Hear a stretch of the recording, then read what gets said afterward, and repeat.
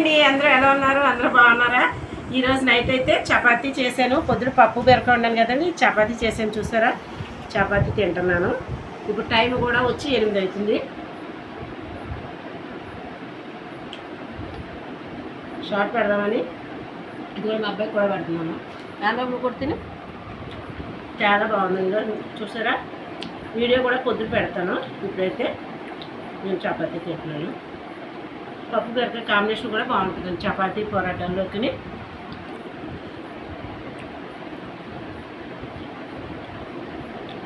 మీరు నైట్ ఏం చేసుకున్నారు మీ డిన్నర్లోకి? మేమైతే ఈరోజు చపాతీ చేసుకున్నాం అన్నమాట. ఈ వీడియో నచ్చితే లైక్ చేయండి.